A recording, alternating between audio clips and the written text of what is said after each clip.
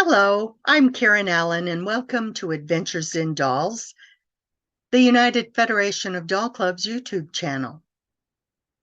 Today, our program is part one of a Schoenhut program Barbara Stone has put together for us. If you're new to Adventures in Dolls, welcome. And if you're an old timer and you enjoy our videos, please let us know. Leave us a comment in the comment section. And don't forget to like and subscribe.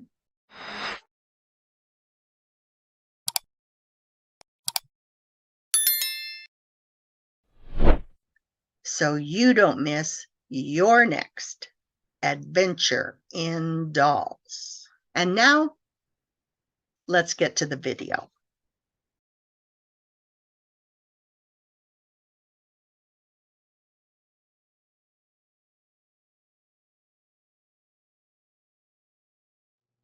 Hi everyone, I'm Barbara Stone, and I feel that I should start every program by saying, I'm Barbara Stone, and I'm a showin' nut. Probably like many of you, I have a little of everything, but the focus of my collection are the Schoenhuts. Here's a corner of my doll room, and as you can see, the Schoenhuts dominate. Schoenhuts are wooden dolls made in America and patented in 1911 by the Albert Schoenhut Company of Philadelphia. One note before we move on. Only 3 Schoenhut dolls were given names. You'll be hearing a bit later about Schnickelfritz, Tootsie Wootsie, and Miss Dolly. But these are the exceptions. All the other dolls were simply given model numbers. There were reasons for that. First and foremost, Albert Schoenhut believed that a child's imagination should be an integral part of play, so the child should bond with the doll and be the one to choose its name. The second reason, of course, was that it made it easier for stores to order the dolls. But it does make it rather dull to talk about the dolls by just model numbers. So just enjoy the dolls and don't be concerned if her or him is a 13107 or a 16301. You can look up your doll in Carol Corson's wonderful book, Schoenhut Dolls, A Collector's Encyclopedia. But of course, model numbers are shown on the dolls here on display today. When studying dolls, I've always been as interested in how the dolls came about. Who made them and why? What was going on in the world when they were made, and how do they reflect their times? So, we'll start with Albert Schoenhut and his family and the company. Albert was born in 1849 in Göppingen, Germany. He was a third-generation toy maker, having been trained from an early age by his father Friedrich and his grandfather Anton, both of whom passed on their toy-making skills as well as their passion for the business. The family's trade was far from uncommon in Göppingen, which has a long history of toy production and has been home to firms such as Marklin since the middle of the 19th century. In 1866, at age 17, Albert sailed to the United States and made his way to Philadelphia. The story goes that a buyer for Wanamaker's department store had heard of young Albert's talent and brought the 17-year-old to Philadelphia to work as a repairman on glass sounding pieces in German toy pianos that had been damaged in shipping. It seemed like a good idea to have a German craftsman on site. Philadelphia was a good fit for Albert. It had a large and welcoming German population and was, at the time, the toy-making capital of the United States. Albert became a naturalized citizen in 1868. 2 years later, on January 30th, 1870, he married Emily Elizabeth Langbein in the Salem United Church of Christ in Philadelphia. Emily had been born in the United States and was the daughter of 2 first-generation German immigrants, Gustav Langbein and Louise Durr. Albert and Emily went on to have 8 children, 6 sons and 2 daughters: Albert Frederick, Emily, Carolyn, Gustav, Theodore, William, Harry, and Otto. All would eventually become part of the business, whether or not they would have chosen that path for themselves. The boys each received an education, each one in some field that would benefit the company. Albert realized while working for John Wanamaker's that glass parts in a toy piano were just not a good idea. Because of the glass parts, the pianos were very fragile and a big detriment to children playing with them. So he designed a toy piano which was practically unbreakable. In 1872, he founded the Schoenhut Piano Company in Philadelphia. This later became known as the A. Schoenhut Company. Shown here is the second location of his business, which was on Frankfort Avenue in Philadelphia in 1875. It's thought that Albert is the man with his arm on the door, looking very proud. The pianos proved to be very popular. Certainly, advertising such as this made them attractive to both the child and the parent. The ad on the left is early in the business. Compare it to the 1930 catalog. The same sentiment, but with fashions updated. Not only were the pianos popular, they were very durable, and they still are. Schoenhut dolls and their owners are still playing them in 2022.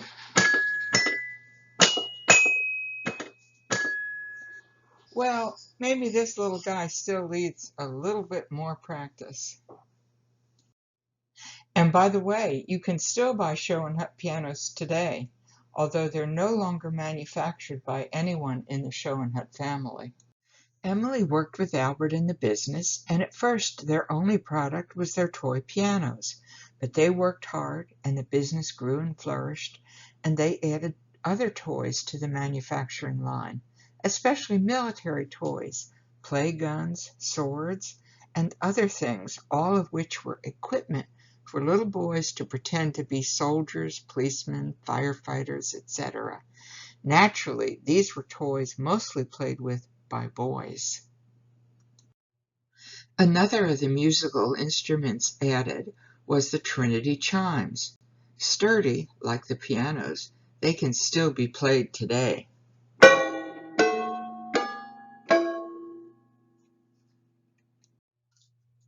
Then, in 1903, the company introduced the Humpty Dumpty Circus. It was a big seller. It was made for 33 years, from 1903 until 1936. It contained everything that you'd find at a real circus. The ringmaster, clowns, and acrobats, all in colorful costumes. And of course, there were lions, tigers, and elephants. And a colorful circus tent to make the circus complete. Figures were sold separately so that they could be reasonably priced and added to at any time that a special occasion arose. Now you'd think there wouldn't be a big leap from these action figures in the circus to dolls, but there was. They were not in the doll manufacturing business yet. There were 2 reasons the company did finally start making dolls. The first was President Theodore Roosevelt. You all know that Teddy Roosevelt was the inspiration for the teddy bear, but he is also in part responsible for Schoenhut dolls. Teddy, of course, was a colorful character, and he was always having adventures. The company lost no time in developing a playset called Teddy's Adventures in Africa so that children could act out the president's adventures. Albert wanted the action figures in the set to be able to be posed, so he patented a spring-jointed figure. Teddy and the other members of the hunting party could now do all sorts of things. So, technically, the first doll they made was a boy doll, Teddy Roosevelt. Later, this spring jointing was used for their dolls. The company made the set in December of 1909 before the actual Safari was finished, but just in time for Christmas. Albert was smart like that. It was very popular and was made through 1912. Little children, especially little boys, could have countless hours of fun acting out adventures with Teddy and the other members of the hunting party, naturalists, photographers, African natives, and of course the animals, which, surprise, surprise, looked a lot like the Humpty Dumpty circus animals. Albert was smart like that as well. But the biggest factor in the decision to manufacture dolls was Albert's grandson Norman. Here's a picture of Norman riding on his pretend pony Blitz. As previously mentioned, the whole Schoenhut family was involved in the company. One example of this is Norman being part of the company advertising. Norman was the son of Albert's second son, Gustav Schoenhut, who by that time was superintendent of manufacturing. Norman's sister Dorothy loved to play dolls, and Norman loved to play with her dolls. He pretended that her dolls were soldiers, and he would take them riding on Blitz. Dorothy's dolls just did not make good soldiers. They kept falling off and breaking. As you know, back then, if you wanted a nice doll, it was made of bisque and it was imported from France or Germany, and they were very breakable. Gustav is rumored to have said they would have to go to the poorhouse if he had to keep replacing Dorothy's dolls that Norman broke. So he got the factory to make an unbreakable doll.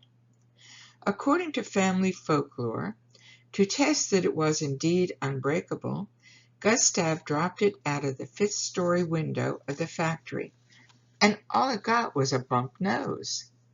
The day Gustav brought the sample doll home to Dorothy, Norman decided to test it to see if it really was unbreakable. So he grabbed it and ran up to the second floor of the house and threw it out the window, and the doll withstood this test. Poor Dorothy! It must not have been very easy having a little brother like Norman. Please don't try this at home with your favorite, or even your least favorite Schoenhut.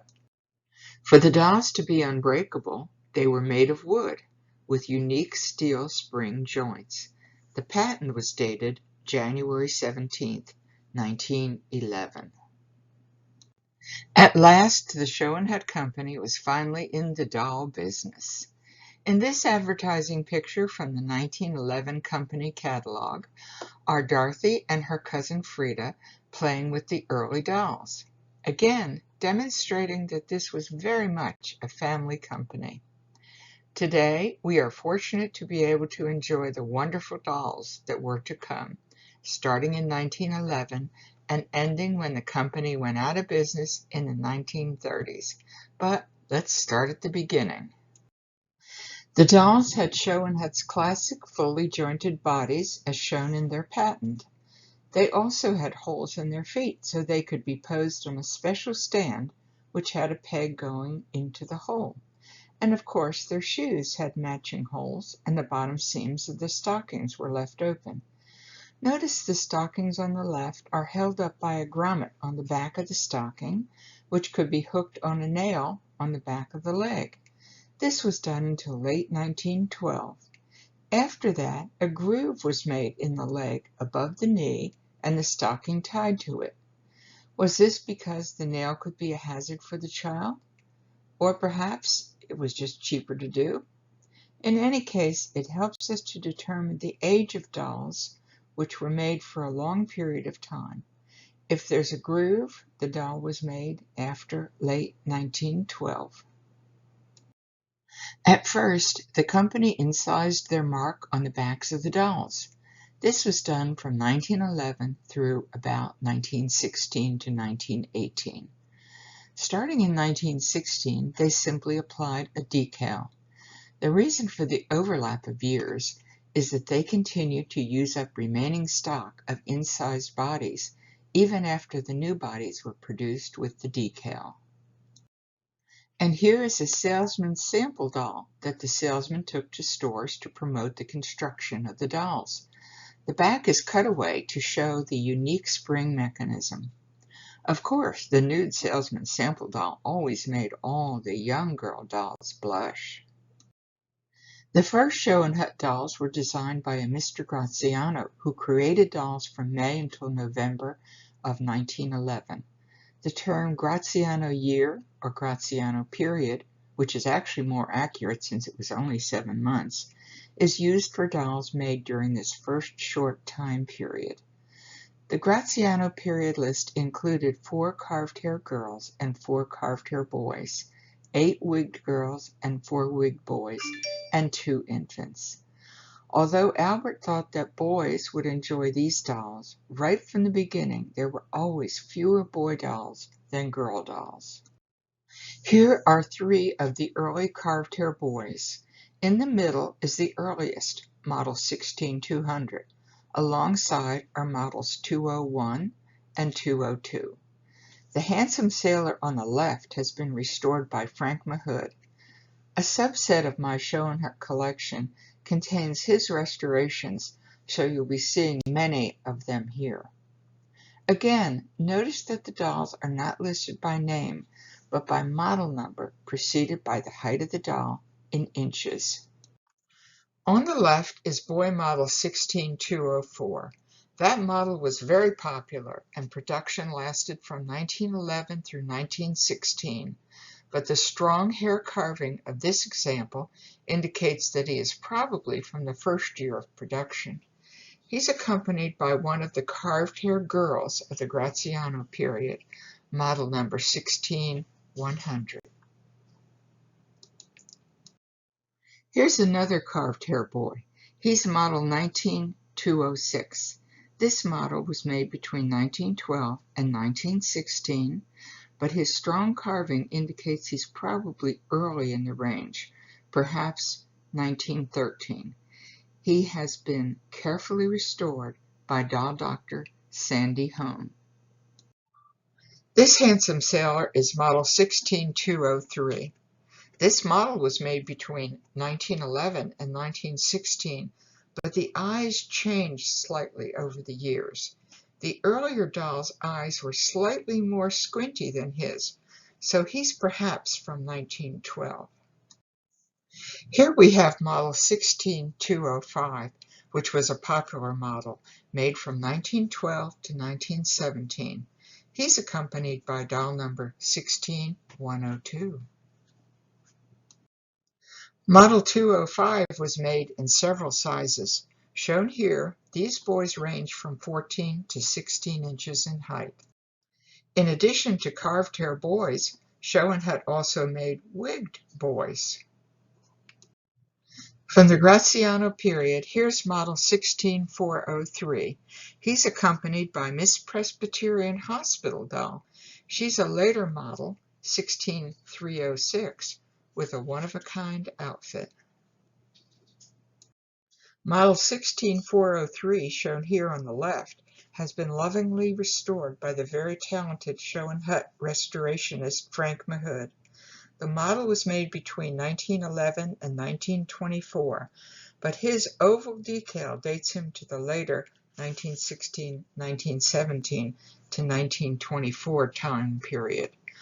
On the right is another model 16403, which is unrestored. He has the impressed mark, so is dated pre-1916. Model 16403 on the left is from late 1912. Another popular model, he was made through 1924. However, this one is from 1912 because he has the single-stroke eyebrows used that year, and he has the impressed mark. On the right is model 14405. This was another popular model. He was also made between 1912 and 1924, but since he also has the impressed mark, he too was made prior to 1916.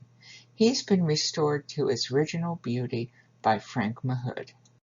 One way to increase the number of models available was to use the same mold for a boy or a girl just by changing the wig. Here we have handsome sailor boy model number 19405.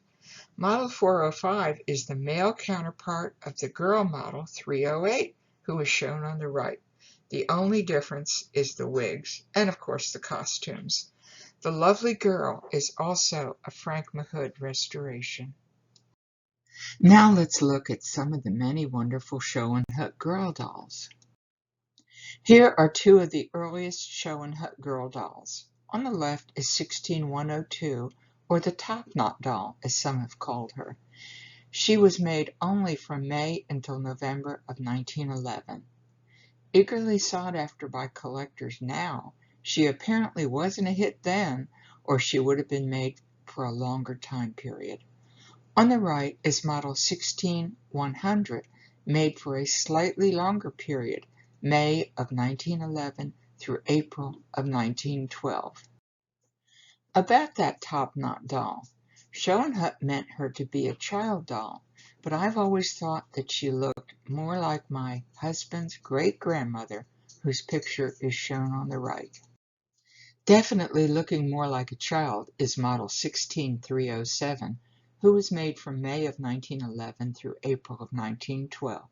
She has a sweet dolly face, which is often mistaken for the later Schoenhut doll, Miss Dolly, who was introduced in 1915.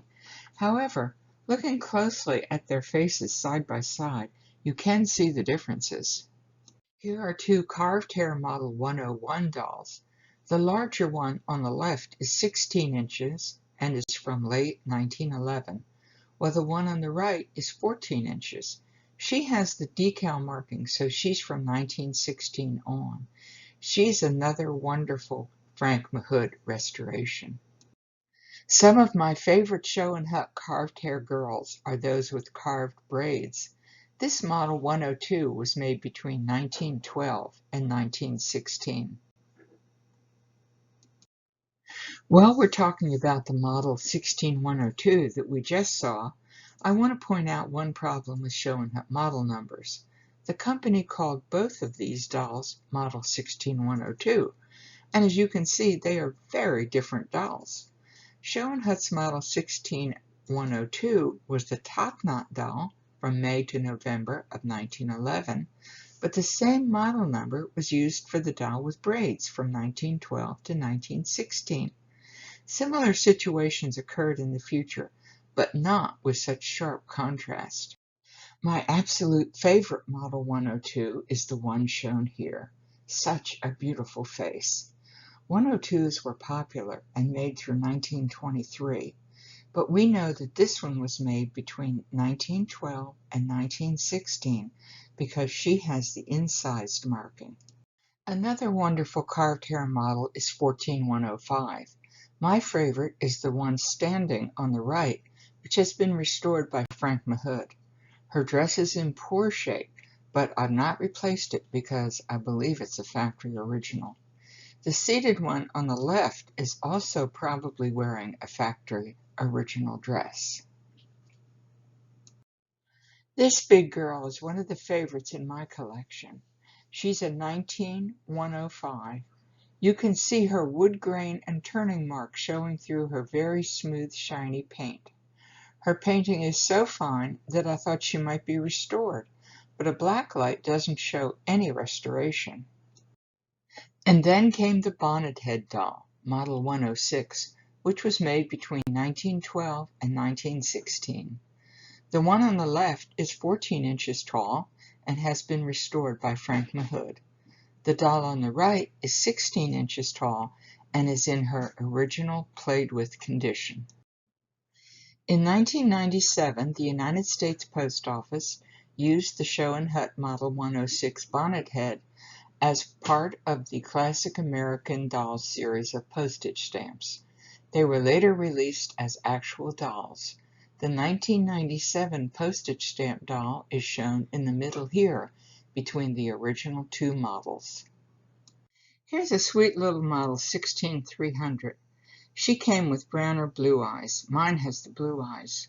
This model was made between 1911 and 1923, but my doll has the impressed mark and the leg grooves, which were added after late 1912, so she's from 1913 to 1916.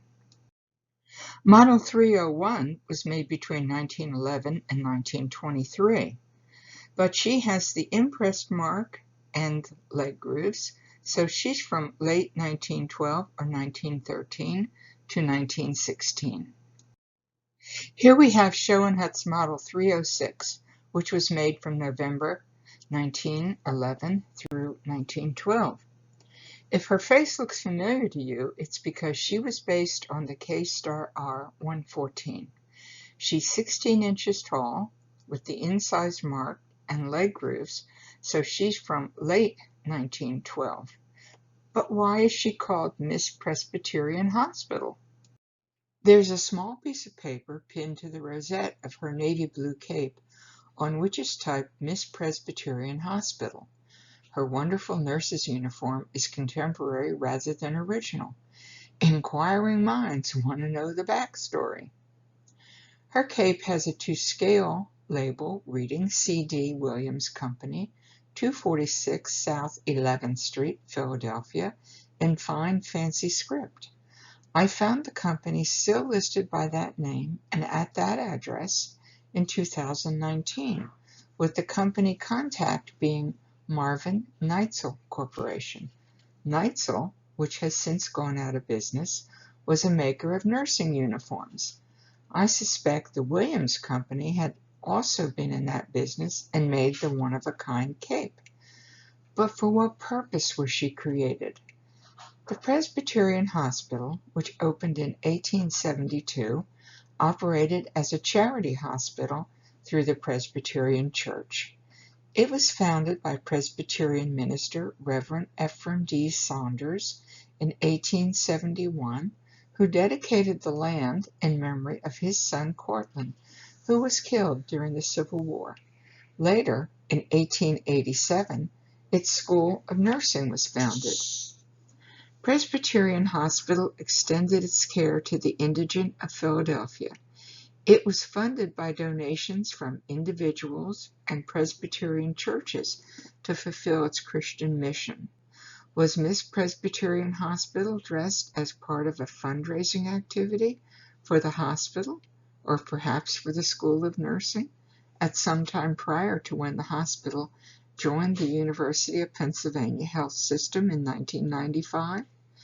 Maybe she was dressed as a nurse as a present to a graduate of the nursing school, maybe utilizing an old family doll. Always something new to research. Model 308 was a very popular model, especially the 19-inch size. Schoenhut made this model from April of 1912 through 1924. She came in 14, 19, and 21-inch heights, with braids, bobbed hair, or curls. Shown here are two 19-308s, one with decal and one with the incised mark, and the 21-inch model, which has the decal mark since production began in 1917 when that decal came into use. My favorite 308 is the Frank Mahood restoration shown on the left. She has the incised mark, so was made before 1917. Tying for second favorites are these two 14 308s. This size was only made from 1912 through 1916. The Frank Mahood restoration on the left has the decal, so was made in 1916. Now about the one on the right. She has the incised mark, so is a little earlier, but not so very early because she has the stocking grooves. I have always wondered if she was a Frank Mahood restoration, but the black light does not show any restoration. Perhaps she was a factory repaint? You could send Dolly back to the factory for the company to do a repaint. The company would use the same paint as the original, so repaint does not show. Either that or she is just aged very, very well. Now let's take a look at this big 21-inch Model 309. If you're thinking, what a great boy, I have to let you in on a secret. The 21-309 was only made in a girl model with long curls or a bob. Somewhere in her lifetime, someone dressed her as a boy, with either a boy's wig or her original wig may have been given a haircut by her original mama, who didn't understand that unlike our hair, a doll's hair does not grow back. Well, she came to me as a boy, and boy she will stay. She enjoys riding her rocking horse, which dates from the same period. There's a story about that horse, but that's a subject for another day. Another pretty girl is Model 310. She's 19 inches tall, and she was made between 1913 and 1916. Model 311 was made in sizes 14, 16, and 19 inches from April 1912 through 1916. Shown here are two of the 16-inch models. Does her lovely heart-shaped face look familiar? It's the same face as Bonnet Head Model 106 shown in the upper right-hand corner insert. The doll on the left was made between 1913 and 1914. The girl on the right has no stocking grooves, so she's from 1912. Petite Model 312 was only made in the 14-inch size. A popular model, it was made starting in April of 1912 through 1924. This particular example has the decal mark, so she's from 1917 on.